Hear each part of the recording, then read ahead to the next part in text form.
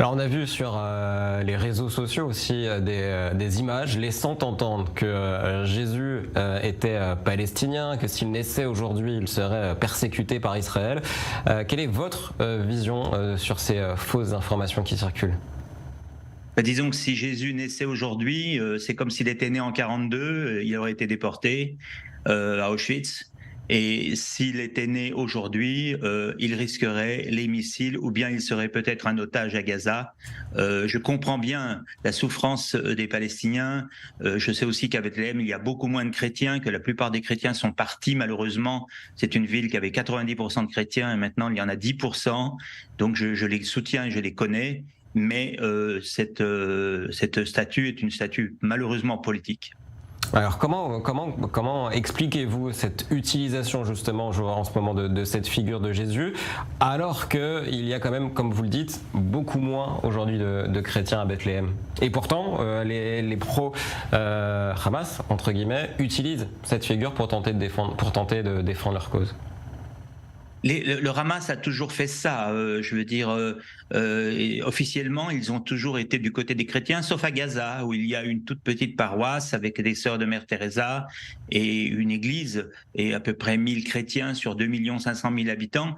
Les islamistes sont toujours pour nous, sauf quand nous sommes chez eux. Il n'y a qu'à voir la place des chrétiens aujourd'hui en Iran, en Afghanistan, au Pakistan, etc. Une longue liste où nous essayons de survivre comme nous pouvons, comme des minorités.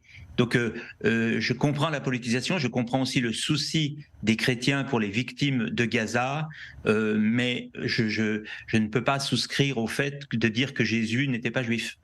Alors on compare beaucoup la situation vécue ici en Israël le 7 octobre à celle vécue par la Shoah, une tragédie sur laquelle vous avez beaucoup travaillé. Est-ce que vous comprenez, est-ce que vous entendez cette comparaison? Oui, disons que les Einsatzgruppen, lorsqu'ils arrivaient dans un village, tout était permis. Je me rappelle d'un village, l'Allemand n'arrivait pas à attraper un bébé juif qui était caché sous un lit, et finalement il a pris son pistolet, il l'a tué sur le lit, il n'en a pas le temps.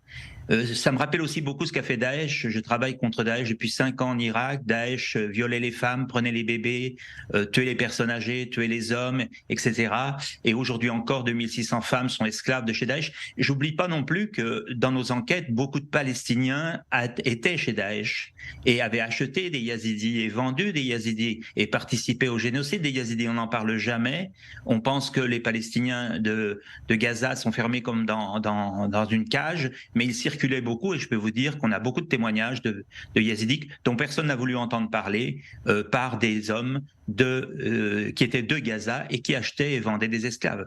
Qu'est-ce qui explique selon vous ce deux poids deux mesures entre guillemets entre la situation aujourd'hui entre Israël et le Hamas et la situation par exemple de ces femmes yézidis qui mobilisent beaucoup moins la communauté internationale?